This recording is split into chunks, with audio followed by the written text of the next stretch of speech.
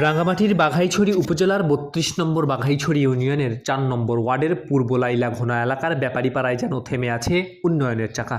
প্রায় ২৫০ পরিবারে বসবাসরত ৩,০০০ মানুষের জীবনযাত্রা আজও রয়ে গেছে চরম দুর্ভোগ ও অবহেলার মধ্যে। দীর্ঘ বছরেও এলাকাটিতে দৃশ্যমান কোনো উন্নয়ন না হওয়ায় ক্ষোভ ও হতাশা বিরাজ করছে স্থানীয়দের মাঝে। কত মেম্বার এলো গেল, কিন্তু এই রাস্তাটা যেরকম আমার জন্ম থেকে দেখতেছি এরকমই থেকে গেল, কোনো উন্নয়ন হলো না। যে একটু বৃষ্টি পড়লে যে অনেক কাদা হয়ে যায়, পোলাপান স্কুলে যেতে পারে না, গাড়ি চলতে পারে না, এই আর কি চলাচলের কোনো উপযোগী নেই এই রাস্তা। যোগাযোগ ব্যবস্থা, শিক্ষা, চিকিৎসা সেবা ও মৌলিক নাগরিক সুবিধার অভাবে প্রতিনিয়ত কষ্টে দিন কাটছে এখানকার মানুষের। সামান্য বৃষ্টি হলেই পুরো এলাকার সড়ক কাদামাটিতে পরিণত হয়, ফলে ঘর থেকে বের হওয়াও হয়ে পড়ে দুর্বিষহ।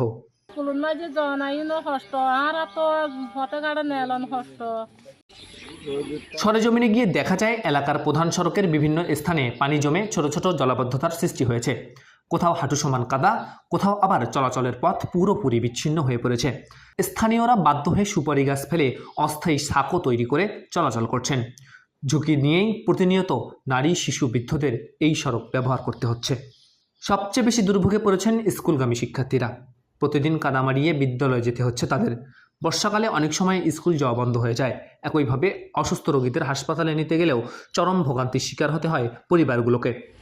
মানুষ মারা যাইলেও মানে নিতে পারে না, কাদা করে নিতে হয়, পানি দিয়ে খাটু পানি হয়ে যায়, এই সমস্যা আর কি। ডাক্তারের কাছে যাইলে নৌকা ছাড়া যাইতে পারি না, সব সময় নৌকা পাওয়া যায় না। এইখানে ওই বন্যা ফন লাগে না, বর্ষা একটু বৃষ্টি পড়লে এখানে বন্যা হয়ে যায়।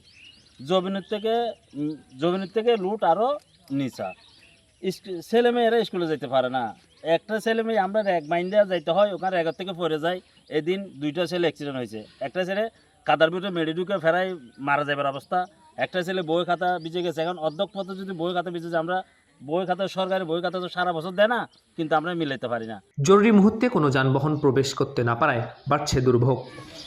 স্থানীয়দের অভিযোগ, বছরের পর বছর ধরে এলাকাটিতে অবহেলিত অবস্থায় পড়ে থাকলেও কার্যকর কোনো উন্নয়নের উদ্যোগ নেওয়া হয়নি। দীর্ঘ 17 বছরেও সড়ক সংস্কার বা স্থায়ী অবকাঠামোগত উন্নয়নের কাজ বাস্তবায়ন হয়নি। ফলে পুরো গ্রামের অর্ধেক পরিবার বর্তমানে পানিবন্দী অবস্থায় মানবতর জীবনযাপন করছে। এলাকার মানুষরা জানান, জনপ্রতিনিধি ও বিভিন্ন দপ্তরের একাধিকবার আবেদন করলেও সমস্যার স্থায়ী সমাধান হয়নি। এ পর্যন্ত অনেক মেম্বার, চেয়ারম্যান অনেকে এসে দেখে গেছে, কিন্তু কোনোদিন সংস্কারও করে নাই। তো এই রাস্তার জন্য আমরা একটা রুগীকে হাসপাতালে ঠিকমতো নিতে পারি না। অনেক ডেলিভারি মা বোনেরা আছে, তাদেরকে আমরা ঠিকমতো হাসপাতালে পৌঁছাতে পারি না। বর্ষা মৌসুম এলেই দুর্ভোগ কয়েক গুণ বেড়ে যায়। প্রতিনিয়ত ভাঙাচোরা সড়ক, কাদা ও জলাবদ্ধতার সঙ্গে লড়াই করে চলতে হচ্ছে তাদের। বাঘাইছড়ি উপজেলার প্রত্যন্ত এই জনপদের উন্নয়নের অভাবে মানুষের জীবনযাত্রা দিন দিন আরও কঠিন হয়ে উঠছে।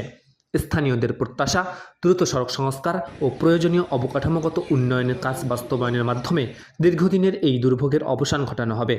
উন্নয়নের মূলধারা থেকে পিছিয়ে থাকা পূর্ব লাইলা ঘোনার ব্যাপারীপাড়ার মানুষ এখন বাস্তব পরিবর্তনের অপেক্ষায় দিন গুনছে। Shamsur Rahman, news desk, Bangla post.